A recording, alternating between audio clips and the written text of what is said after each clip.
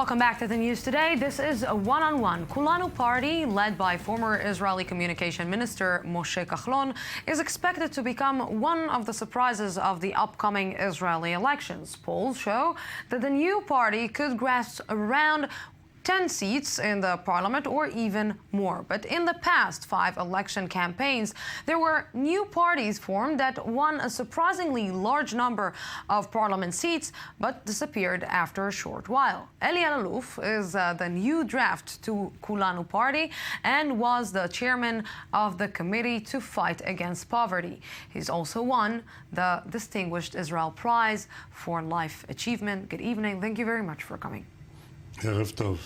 So, we spoke about a lot of parties that are coming and disappearing or coming with a great power, and then the polls right now are starting to show something not that good.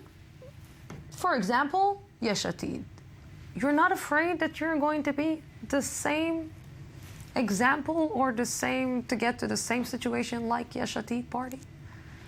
Well, I'll go to the past a little bit. In 1977, there was a new party called Dash, and it wanted to do a revolution in the country. But when Dash went in, they didn't give her a lot of chance. But 15 seats actually ended the regime of Mapai at the time and enabled the Likud to actually gain power. So this did happen. In the state, there's also all sorts of hope. Some people don't know how to vote. They're not addicted to this party or another. That's why there is a place for that. But here, our party, this group, it seems different to me because it is based, first of all, on the need to serve the weaker populations of this country. No other party ever did it in the past. I'm sorry for being maybe a little bit, let's say, skeptic. But, it was the same lines and the same sentences that I remember 2 years ago when I interviewed Yair Lapid, and he said that we have a group of people that are willing to change, and they're coming from the people and for the people, and we're coming to speak about the middle class. And what we saw in the last 2 years is that the middle class is disappearing. Just the last poverty report that was out in the open just showed that 2.6 million people in Israel are living and are poor. So, to go with big promises and maybe to say to the people that we are here to change because we know what you're... Maybe this is too big here in Israel when each and every 2 years you have new elections and every 2 years the government is just falling apart.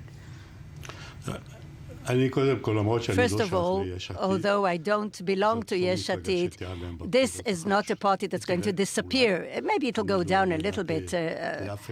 I don't know exactly what's going to happen, but definitely I want to say that it's going to continue because it did things, it recommended things. And Yair Lapid took the incredible responsibility to appoint the committee and to allow us to work. And we worked very hard. The education system headed by Shai Piron made a huge change. Had we gone today on the differential budget, the various sectors would have received what they deserve. But there is a place for that because the ideologies in our state already tired the population. They detached the population from the states, and what's worse, they caused young people to lose hope in this country. And you cannot continue this way, this state, unless it changes the morale of the population, of all the population. It's just going to deteriorate, and I hope it doesn't. We had no right to jeopardize the future of the future generations because the situation as it is today is terrible.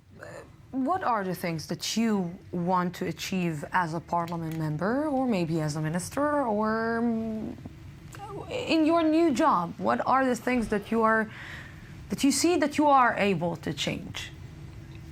I think that not just me, of course, together with the team, with the government coalition, the social issues is going to put on the table as number one of the system. Until today, always security was the main banner. And the economic banner was number two, but they forgot the welfare.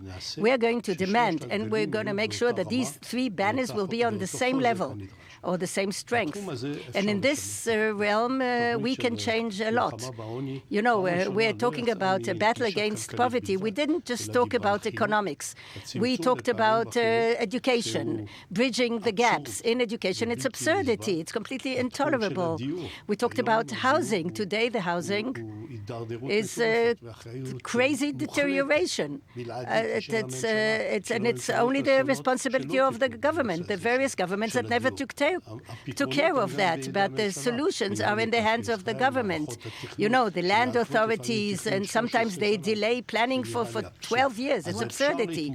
So we can cope if we identify the problem. But the main problem that there was in this country, in the Israeli governance, is that there are committees, there are recommendations, but there's no implementation. We are going to implement. We're going to go for it in a very strong way in order to bring the state to achievements. One of the maybe hardest things I know that when I'm speaking with ministers that were ministers or are not ministers or people who are working right now in the parliament is that they're saying it's much harder when you're getting in there than when you're out to say the things that you want to do and make us believe, us the public, that you actually can change.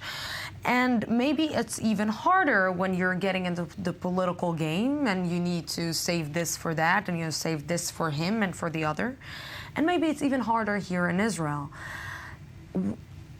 One of the things that we saw right now in Operation Protective Edge is maybe the defaults that we saw is that they didn't have a specific strategy when they got into the Gaza Strip. And when you don't have a specific strategy when you're getting into politics, it's a little bit of a problem. It seems that, okay, it sounds perfect and it sounds amazing. What is the strategy? We have a very definite strategy. It's implementable moderately, not in one go.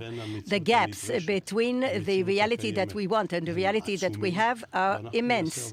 And we are going to work methodically. I don't come from theory. All my life, I only did things. I only promoted things. I always worked with teams. Together with teams, you can do huge things. As an individual, you cannot. You have to be integrated with systems, because today the challenges, as you say, they're not just difficult, but in Israel especially, you're talking about war time, although we feel that we're in good hands as far as security. I'm sure there's something to improve. The Second Lebanon War proved us that we were not ready, almost altogether, vis-à-vis the problems of the home front. So if we know that in security they know how to cope and how to grapple with the problems, and an economy also, then I see the inspiration. From 84 onwards, the numbers are, people are getting rich, and there's knowledge, there's capabilities. You just have to do things. I believe that you got in because it's in your veins, and you believe that you can change. What is maybe that you can tell me that you saw is the biggest mistake that Benjamin Netanyahu did in this period, maybe in the last 6 years, and that you can point at and say this is a big mistake that the Prime Minister did? One of the points that I adopted to myself before I went into politics is I don't want to criticize anybody. I just want to say that factually the system, the government, did not function properly. Not just in the last 6 years, but many more years before that. And with this, we have to grapple. You are already starting to sound like a politician. So No, I actually think that we should change politics altogether. Thank you very much for coming to our studio, and thank you for being with me, Mr. Elalouf. Thank you very much, and great luck for your next journey, new journey. And thank you, our viewers, for being with us tonight. Tomorrow we will be here at the same time, same place from the Jaffa Port, Israel. Have a great night.